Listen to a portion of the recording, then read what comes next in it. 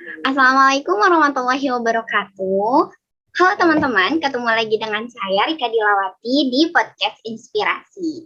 Pada kesempatan kali ini saya sudah ditemani dengan teman saya yang bernama Ramadan Heri Sandria, tetapi saya biasa memanggilnya dengan sebutan Ramadan.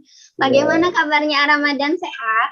Alhamdulillah sehat, Teh Rika. Alhamdulillah sehat. Bagaimana Gimana, Teh Jakarta? Aman?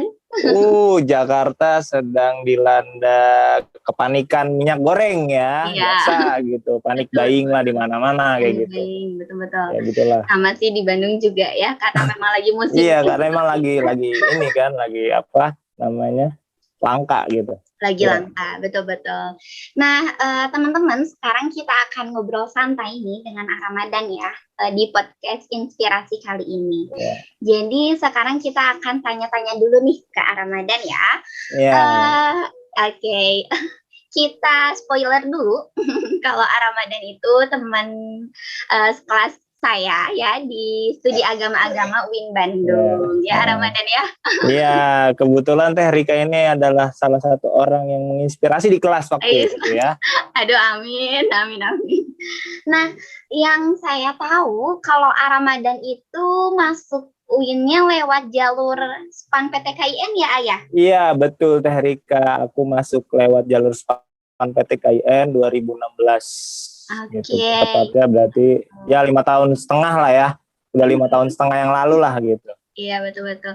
Nah, jadi mungkin sekarang ini banyak sekali teman-teman dari para maba ya, Ayah, para calon mahasiswa baru gitu. Yeah. Mereka sekarang lagi mencari informasi tentang kampus, terutama tentang jurusan-jurusan ataupun jalur-jalur untuk masuk ke dalam kampus tersebut gitu. Nah, dan yang tadi sudah kita ketahui bahwasanya Ramadan masuk ke dalam UIN itu lewat jalur SPAN PTKIN-nya. Betul. Nah, kalau boleh diceritakan jalur SPAN PTKIN itu seperti apa sih, A? Jadi jalur SPAN PTKIN itu kayak apa ya, bisa dibilang kayak SNMPTN, cuma yang diselenggarakan oleh Kemenak gitu loh. Nanti kita dikoordinir oleh guru BK, diambil yang mungkin 10 besar atau 20 besar untuk diambil nilainya, nilai SMA atau Madrasah Aliyah semester 1 sampai semester 5 nanti diolah di PDSS itu. Nanti di SPAN PTKIN itu akan terdata data kita. Lalu kita bisa nggak nih daftar di beberapa kampus UIN, STAIN, IAIN yang ada di seluruh Indonesia gitu kan. Jadi nanti ya kita disuruh milih sama guru BK di jurusan mana aja yang kamu favoritkan, yang kamu minati gitu kan, di kampus mana, di UIN mana, STAIN mana, IAIN mana, kayak gitu sih Teh. Oke, betul-betul. Berarti kalau misalkan SPAN PTKIN itu hanya khusus untuk perguruan tinggi di bawah Kementerian Agama ya, Ayah? Iya, betul. Jadi SPAN PTKIN itu adalah jalur tanpa tes yang nantinya akan mengkoordinir STAIN, UIN, IAIN yang ada di seluruh Indonesia kayak gitu. Oke, iya betul-betul. Kalau boleh tahu dulunya Ramadan itu dari sekolah mana, A? Barangkali ada di kelasnya yang nonton. Aku dari Madrasah Aliyah Negeri 21 Jakarta, tepatnya di Rorotan, Jakarta Utara. Gitu kan. Itu berbatasan sama daerah aku. Kebetulan aku kan masuk ke Jakarta Timur, tapi sekolah di Jakarta Utara karena berbatasan langsung dengan Jakarta Utara. Kelurahan Cilincing gitu. Jadi aku memang karena dulu almarhum papa yang ngedaftarin sih aku masuk ke Madrasah Aliyah itu, karena aku lanjutan dari MTS dulu kan. Jadi kalau nggak sekolah agama kayaknya sayang sih nggak dilanjut gitu kan. Kayak gitu sih Teh. Masya Allah, luar biasa ya. Berarti dari MTS, Keman, ke UIN lagi. Wah, ke UIN lagi ya. Itu linear sih ya. Betul. Oke, keagamaannya sangat linear nih. Berarti sudah cocok nih ya untuk menjadi seorang kiai ya. Aduh, masih jauh Teh. Itu masih ada teman-teman saya yang alumni pondok ya, itu lebih berkompeten tentunya kan. Saya juga tetap gitu kan. Kalau ngobrol sama mereka ya udah ngobrol masalah kitab atau apa segala macam, saya dengerin aja deh gitu. Oke, betul. Tapi the next ya, insya Allah. Amin, Amin, doanya amin. semoga terkabul. Amin, Ya, ya lanjut. Allah. Oke, nah setelah di jalur span ini nih ya, kita akan beralih nih ke dalam topik yang mungkin banyak orang yang penasaran nih. Iya. Kalau di jalur span itu kan ada jurusan-jurusan ya, ada pilihan jurusan. Iya. Nah, kalau dulu Ramadan memilih jurusan apa sih, Pak? Dulu aku di span itu pertama, ini dijelasin juga kampusnya kan ya? Iya, silakan. Jadi aku milih jurusan di span itu ada 2 kampus, UIN Jakarta sama UIN Bandung kebetulan. Karena dulu aku pengen banget masuk jurusan hukum, tapi konsentrasinya hukum tata negara, jadi aku di UIN Bandung sama di UIN Jakarta ngambil hukum tata negara gitu kan. Nah, baru itu tuh di pilihan pertama, Tapi di pilihan kedua di UIN Jakarta aku milih manajemen pendidikan Islam, terus di UIN Bandung aku milih perbandingan agama. Sekarang namanya studi agama-agama gitu kan. Jadi studi agama-agama atau perbandingan agama itu jadi pilihan kedua gitu. Oke, betul. Nah, kenapa tertarik ke studi agama-agama dan ternyata qadarullah masuk ke studi agama-agama ya? Masuknya ke studi agama-agama. Pertama gini, aku ditantang sama teman aku waktu masuk span itu dibuka gitu ya. Waktu span itu dibuka aku ditantang. Lo mau jurusan perbandingan mazhab dan hukum, syariah hukum atau perbandingan agama? Aku mikirnya gini, kalau perbandingan mazhab masih satu agama, gimana yang agama-agama coba deh daftar gitu. Enggak, gue pengen pilih studi agama, perbandingan agama nih kayaknya menantang nih ya. Sekaligus itu melawan ketakutan aku terhadap orang lain yang berbeda agama sama aku gitu loh. Bagaimana caranya aku melepaskan jerat-jerat yang eksklusif atau yang kaku daripada cara beragama aku gitu kan. Ya udah aku pilih perbandingan agama atau studi agama-agama itu gitu. Dan ya takdirnya alhamdulillah masuk ke studi agama-agama kayak gitu sih. Iya, betul. Dan memang banyak juga ya Ayah yang yang penasaran gitu dengan jurusan studi agama-agama, karena dulu ketika kita masuk tuh namanya perbandingan agama ya. Perbandingan agama betul. Bukan studi agama-agama, betul. Satu sekolah itu aku jadi sorotan dulu tuh. Jadi ada spanduk yang dulu tuh yang lolos span itu kan dipampang tuh mukanya ya kan. Nah, di situ ada nama aku paling bawah, kalau nggak salah nomor 16 atau 17 gitu. Masih ingat. Dan di situ ada jurusan perbandingan agama. Langsung itu anak-anak yang ngerubung nanya ke aku, perbandingan agama apaan Kak? Perbandingan agama apaan Kak? Belajar apa nanti? Ada, tapi udah ada selentingan-selentingan yang negatif juga gitu tentang terkait jurusan itu gitu kan. Aku pengen apa emang iya gitu kan? Belajar di situ bakal begini. Belajar di situ bakal begini gitu kan. Nah, itu yang stigma-stigma itu yang mau aku tepis kayak gitu sih. Iya, jadi betul. Aku masuk ke situ gitu. Nah, betul banget sih, karena kan kalau misalkan orang awam ya gitu, mungkin orang yang kurang kurang diberikan informasi. Iya, betul, kurang informasi tentang jurusan perbandingan agama kan memang terkadang ada stigma negatif ya gitu, ada mapping gitu ya, pemikiran negatif gitu, negatif thinking tentang jurusan studi agama-agama ini. Nah, tapi nih setelah Ramadan ya berada di jurusan studi agama-agama gitu. Nah, apa sih yang Ramadan rasakan gitu? Dan kita tuh belajar apa aja di jurusan studi agama-agama? Iya, sebenarnya nggak ada ya yang membandingkan agama mana yang paling benar gitu kan. Semua agama benar menurut kepercayaannya masing-masing dan ritualnya masing-masing gitu loh. Kita hanya diperlukan untuk menghormati keyakinan mereka yang berbeda dengan kita gitu sebenarnya. Konteksnya sederhana saja. Jangan jangan dilebih-lebihkan bahwa truth claim kita yang paling benar. Kita benar menurut perspektif kita, tapi perspektif mereka kan belum tentu mereka juga benar gitu kan, gitu kata mereka gitu kan. Jadi ya hormati setiap keyakinan masing-masing tanpa perlu merasa saling menekankan egonya mereka kayak gitu sih menurut aku. Dan sebenarnya belajar di perbandingan agama itu bukan nggak ada membanding-bandingkan. Kita meneliti agama dengan perspektif-perspektif ilmu sosial dan filsafat. Contohnya ada apa? Ada sosiologi, ada fenomenologi, ada psikologi, ada filsafat agama. Itu untuk meneliti agama dalam kerangka kemanusiaan, dalam kerangka kenapa agama bisa diyakini dari zaman dulu sampai sekarang masih tetap eksis, kan itu.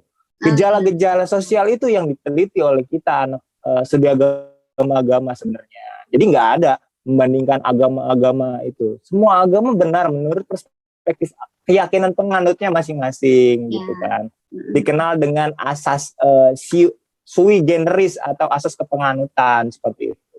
Iya, betul-betul. Iya.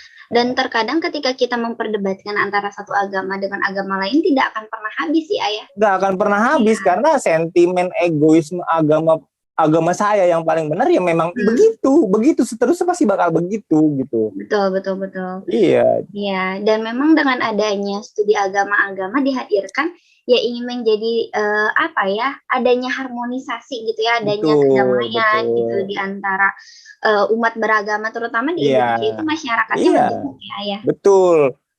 Kita sarjana perbandingan agama atau studi agama setidaknya bisa menjadi jembatan bagi mereka yang berbeda gitu kan. Bisa menjadi jembatan bagi mereka yang berbeda bagaimana memahami agamanya secara ya udah yang penting kamu taat sama agamamu, kamu gak ngelawan konsep Tuhanmu gitu kan. Ya udah itu yang kamu yakini, jangan sampai keyakinanmu ditularkan ke orang dengan secara paksa gitu. Itu namanya intoleran kan gitu. Iya, betul. Yang terjadi di kita kan seperti itu, memaksakan kehendak, memaksakan keyakinan hanya untuk diyakini oleh orang lain, padahal ya belum tentu keyakinan dia bisa sekonsisten apa sih gitu kan dalam menjalankan ritual agamanya gitu kan. Ya udah, yang penting kita taat, ya udah selesai gitu.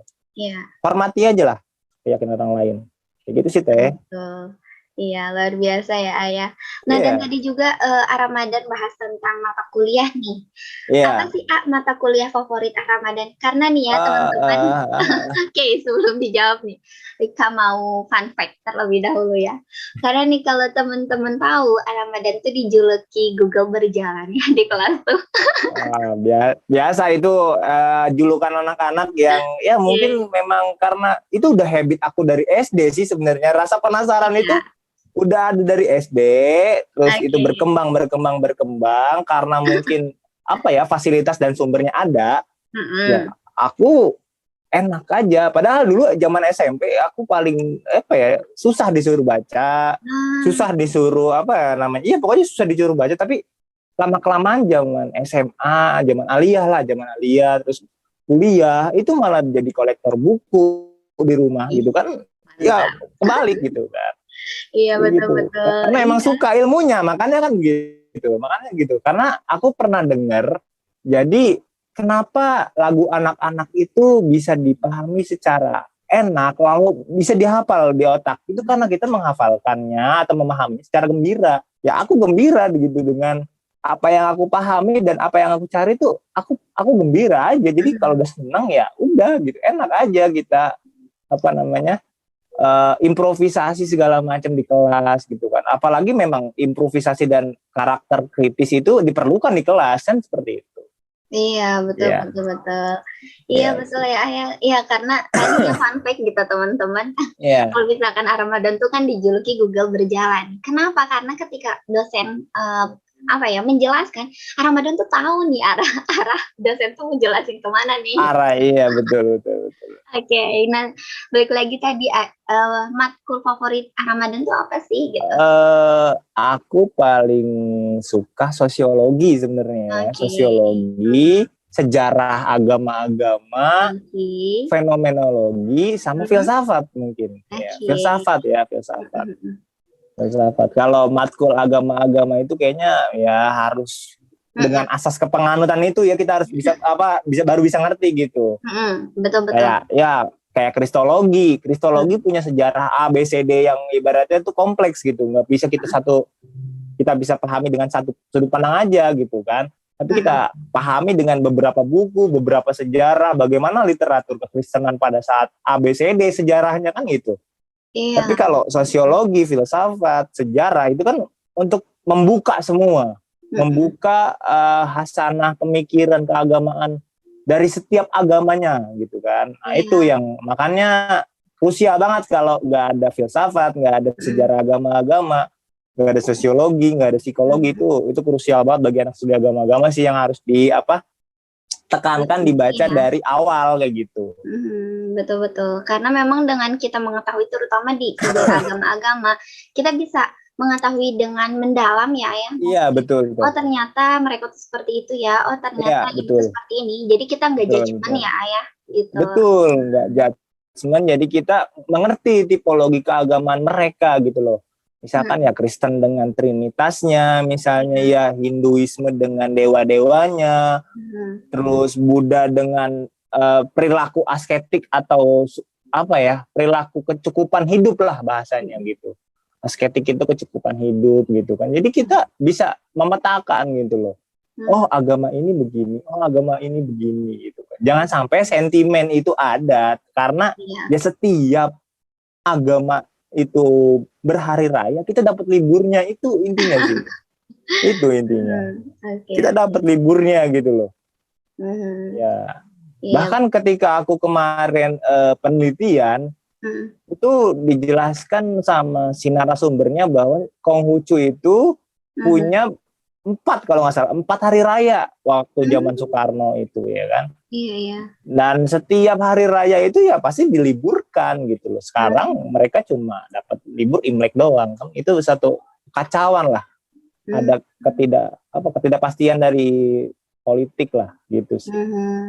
Oke. Karena memang ketika ada hari raya umat agama lain pun kita harus menghargai ya. Walaupun kita tidak mengikuti perayaan, tapi kita cukup untuk menghargainya. Karena betul. Iya, kita cukup menghargai keberadaan perayaan mereka tanpa harus mengikuti itu udah clear menurut aku. Gitu kan. Dan menurut Rika itu sih yang dinamakan toleransi, maksudnya. Iya, betul. Ya sudah, karena kan ya namanya tuh lakum dinukum waliyadin ya. Iya, betul. Jadi kita cukup mengetahui saja gitu. Iya, betul. Dan tidak mengganggu ya. Kalau ada yang mau mengucapkan ya silakan, kalau enggak ya silakan juga gitu kan. Jadi enggak perlu diperdebatkan karena mereka punya alasan atau rasionalisasi masing-masing gitu loh. Walaupun punya dalilnya tersendiri. Iya, bahasa agamanya kan itu. Aku bahasnya biar enggak terlalu ini banget. Jadi pakai alasan lah ya. Bener. Alasan keagamaan gitu. Alasan keagamaan gitu ya. Siap. Nah nih tadi kita berbicara tentang keagamaan gitu ya, tentang betul. Tadi gitu sudah kompleks banget gitu ya.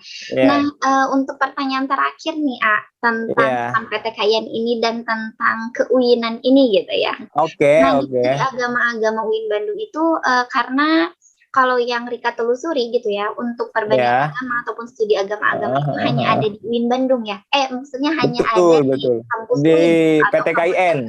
Ya, kampus Islam. Betul. Ya. Jadi mungkin untuk di universitas-universitas umum itu jarang sekali ditemukan adanya studi agama-agama gitu ya. Betul.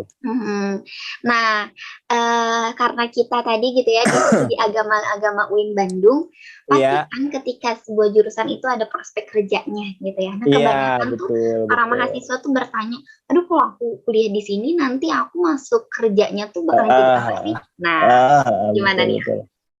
Sebenarnya nggak ada prospek kerja yang pasti ya, itu ya gimana kita bisa punya channel, kita bisa mencari aja, tapi lebih pasnya anak studi agama-agama itu berkiprah di FKUB atau Forum Kerukunan Umat Beragama di Kementerian Agama. Terus bisa juga di Dirjen Binmas Islam, di Dirjen Binmas agama lain juga bisa kok, orang Muslim yang masuk untuk jadi staf ahlinya di sana bisa. Bahkan kalau di Konghucu kemarin aku penelitian baru menjadi pusat bimbingan dan pendidikan agama Konghucu, belum jadi dirjen mereka, walaupun udah 24 tahun diakui di Indonesia. Mereka masih menjadi pusbimdik dan 80%-nya staf ahlinya itu ya Muslim, cuma 5 orang yang menjadi yang Konghucu cuma 5 orang dari setiap itu membidangi kepala-kepalanya aja gitu kan. Bisa di Kementerian Agama, bisa menjadi apa, kalau sekarang kata Pak Kajur jadi religiopreneur ya kan. Bisa jadi YouTuber yang sukses seperti Terika gitu kan. Gitu. Ya sebenarnya kita ini anak studi agama-agama membidangi setiap pekerjaan sih, tergantung bagaimana Allah aja menetapkan rezeki kita kemana, intinya kan itu. Intinya itu sih gitu. Betul. Dan terkadang memang ya kalau misalkan tidak kita cari ya rezeki itu pasti akan datang kalau kita cari gitu. Kalau kita tidak cari ya tergantung kan gitu. Makanya ya karena ikhtiar itu kan perlu gitu kan. Ya udah, karena rezeki itu misteri ya maka ikhtiar itu menjadi jalannya, itu aja sih sebenarnya intinya. Betul. Dan memang tergantung nanti ada skill dan potensi dari diri kita pribadi ya yang berbeda-beda. Kalau udah dikembangkan ya kayak temen aku aja sih, Said Ridho, dia udah jadi fotografer, videografer bahkan. Masya Allah, keren banget ya. Videonya keren-keren banget gitu dari zaman aku kuliah sekosan sama dia kan sering banget tuh dibikinin videonya. Videonya diupload di Instagram, di Facebook, itu bagus-bagus juga gitu kan. Iya betul, karena kan ngulik ya. Iya betul. Kayak misalnya aku tertarik di copywriter gitu kan, bisa aja terus ya nanti bisa punya toko buku sendiri misalnya, atau amin. Pokoknya iya gitu kan. Jadi kita membidangi setiap jurnalis gitu kan, karena kita nanti belajar jurnalistik semester 3 anak studi agama-agama. Jadi news report kayak apa, Najwa Shihab, atau kalau selentingan-selentingan yang di masyarakat awam nanti lalu jadi Zakir Naik gitu kan. Tapi itu terlalu wah untuk jadi Zakir Naik, kayaknya terlalu wah gitu kan. Tapi ya kita bisa mencoba untuk menjadi ya minimal diri sendiri lah untuk bisa toleran. Intinya ke situ. Nilainya ke diri sendiri dulu, baru nanti ditularkan ke orang lain. Seperti itu. Iya, betul banget. Nah, ini nih untuk tips and trick gitu ya. Nah, terkadang kan mahasiswa tuh suka insecure gitu ya. Suka kadang aku apalagi kan kalau SPAN PTK ini lewat jalur rapid ya. Aduh, aku nggak ranking 1, nilainya nggak terlalu bagus, nggak rata-rata 9 dan lain-lain gitu ya. Nah, gimana nih tips untuk para mahasiswa baru yang ingin masuk kuliah lewat jalur SPAN PTKIN? Sebagai closing statement nih.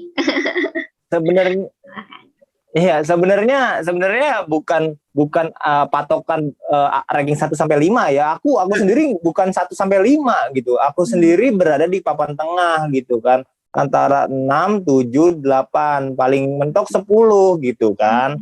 Aku biar masuk ke 10 besar, tapi ya masalah rekomendasi kampus, ya aku pasti bakal kalah dong sama yang ranking 1 sampai 5 misalnya. Tapi aku bakal masuk karena ya udah, kalau kalian emang usaha kalian udah bagus, nilai akademiknya juga nggak terlalu di bawah, itu pede aja sebenarnya. Nggak usah terlalu muluk-muluk kalian melihat ke atas gitu, karena kalian harus melihat potensi diri kalian sendiri gitu kan. Potensi diri kalian gali, terus sampai mana puncaknya kalian terus tambah gitu. Kalian tambah gitu kan. Siapa tahu nanti ketika kalian dipanggil BK suruh daftar SPAN, ya kalian bisa mendaftarkan jurusan favorit kalian atau jurusan yang kalian minati gitu kan. Itu sih sebenarnya. Jadi nggak usah ada insecure ya, buat apa sih gitu. Yang penting patokannya diri kita sendiri aja gitu. Diri kita sendiri. Kalau diri kita mampu, kalau melihat pencapaian orang lain terus, ya kapan selesainya? Menurut aku sih gitu ya. Betul. Karena setiap kita melihat pencapaian orang lain pasti kan ada aja kurangnya. Aku kurang ini. Padahal ya menurut kita ya kapasitas kita begini, ini cukup gitu. Ini cukup. Ya udah, nggak usah ada insecurean sih sebenarnya. Ini yang jadi problem emang masyarakat modern ya, anak-anak modern emang insecurean sih ya. Gitu kan. Iya, anak milenial tuh insecurean gitu. Paling itu sih Teh, iya. Ya, terima kasih banyak Ramadan Iya, untuk Teh Rika, sharing terima kasih atas kembali. waktunya. Semoga sehat Iya, selalu ya, dan amin, semoga amin. lancar segala Iya, aktivitasnya. terima kasih Teh Rika. Oke, ya. Terima kasih juga kepada teman-teman yang sudah menonton, dan silakan yang ingin bertanya boleh nanti saya masukkan Instagramnya Ramadan ya. Iya, Boleh iya, nanti iya. di follow. Namanya apa? Sandrianisme_. Oke, Sandrianisme_. Nah, Iya, nanti akan kita masukkan di deskripsi boxnya. oke. Oke, terima kasih banyak yang sudah menonton. Sampai jumpa di podcast selanjutnya. Semoga dapat bermanfaat. Dadah. Assalamualaikum warahmatullahi wabarakatuh. Waalaikumsalam warahmatullahi wabarakatuh.